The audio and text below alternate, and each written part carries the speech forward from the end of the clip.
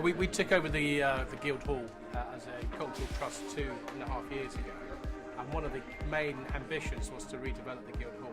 So today's event is about bringing in designers, architects, creative people to conceptualise some of the opportunities that we think can be created here. So we're looking at all sorts of opportunities in the auditorium, front of house areas, box office. I think it's an important one for us to have a developing relationship with the university. I think the opportunity to work with people who have to become professionals is actually very important for us as a cultural organisation, especially to encourage creativity.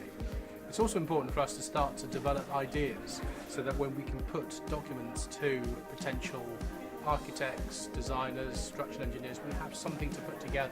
So today is actually about starting to put pen to paper and growing some ideas into a more, I suppose, a more realistic set of diagrams and drawings. We're doing a charrette, so it's a quick, intensive design process in relation to looking at a brief and a site.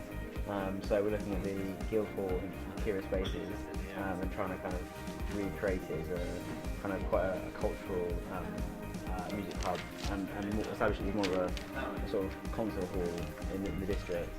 I've been to a couple of design events with Project Office already. We had one in East Meon and we had one in Marseilles.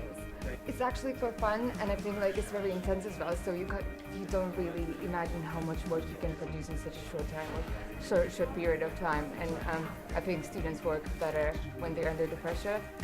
So it is like, and it's nice to actually interact with the clients as well, because you don't really have a lot of client-based projects in university. I think it's good to promote the kind of the Project Office and Portsmouth University sort of its architecture department. So I think it's a good thing to do. It's definitely kind of gets you thinking, and it's a different way of working, which is always useful.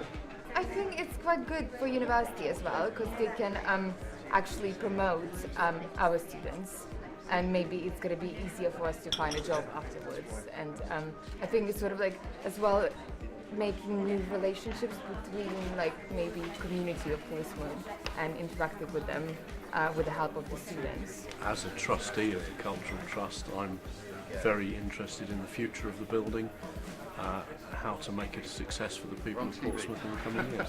Personally, it's an opportunity to use my skills and background to help develop the building for the future.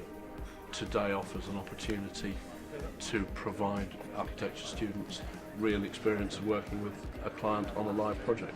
I think it's been very productive. It's very interesting to see lots of creative minds working in the building on future opportunities for us.